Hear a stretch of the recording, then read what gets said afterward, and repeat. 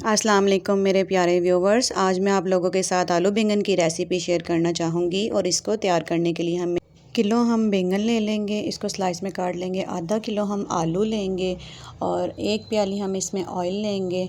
उसके अलावा हम प्याज एक बड़े साइज़ का लेंगे, टमाटर एक बड़े साइज़ का लेंगे और सब्ज़ मिर्चें हम लेंगे 4 से 5 और सब्ज़ धनिया लेंगे। मसालों में हम नमक लेंगे 1 टीस्पून, हाफ़ टी स्पून हम सुरख मिर्च का लेंगे, हाफ़ टी स्पून हम इसमें हल्दी ऐड करेंगे और ज़ीरा 1 टीस्पून लेंगे और सूखा धनिया हम इसमें 1 टीस्पून लेंगे। ये अब हम इसको बनाना स्टार्ट करते हैं और अब हम अपना प्रेशर कुकर जो है चूल्हे पे चढ़ाएंगे और उसमें अपना एक प्याली ऑयल डाल देंगे और अब हम इसमें अपना प्याज जो हमने स्लाइस करके चॉप करके रखा हुआ था एक प्याली वो ऐड कर देंगे और इसको हल्का सा लाइट सा ब्राउन करना है। देखिएगा अब ये लाइट सा ब्राउन करने के बाद हम इसमें अपना ऐड करेंगे बाकी मसाले और उनमें है ज़ीरा है, लाइट ब्राउन कलर आ गया। अब हमने ज़ीरा ऐड किया है। ज़ीरा ऐड करने के बाद हम इसमें टमाटर ऐड कर देंगे जो हमने स्लाइस करके रखे हुए थे।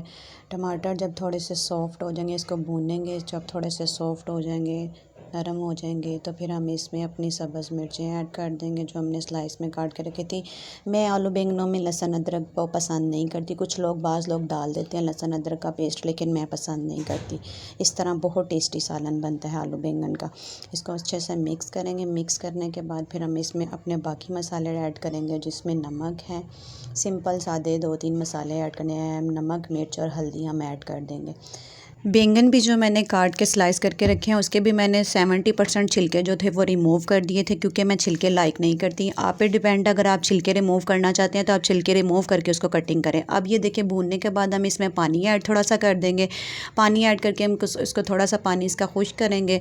उसके बाद हम अपने इसमें स्लाइस किए हुए बैंगन कटिंग करेंगे। ये देखा बैंगन के मैंने कुछ छिलके रिमूव किए हुए और कुछ नहीं रिमूव किए हुए। उसकी वजह ये है कि बैंगन के छिलके सारे रिमूव कर दें तो ज़्यादा खूबसूरती उसमें कलर में आती है और अगर बैंगन के छिलके रिमूव ना करें तो फिर वो ब्लैक ब्लैक सा काले काले से बैंगन पकते हैं जो मैं लाइक नहीं करती। उसकी खूबसूरती नहीं बैंगन के सालन की आती। इसलिए ये आप पे डिपेंड, अगर आप रिमूव करना चाहते हैं छिलके तो कर लें, नहीं करना चाहते तो बिल्कुल ना करें। अब ये हमने आलू बैंगन इसमें ऐड कर दिया। अब हम इसको अच्छे से मिक्स करेंगे। मिक्स करके हम इसमें थोड़ा सा हाफ़ प्याली पानी ऐड करके इसको 10 मिनट के लिए हम वेट लगाएंगे और प्रेशर में हमारा बनाने का मकसद ये है कि ये बड़े मसालेदार ये बैंगन बनते हैं।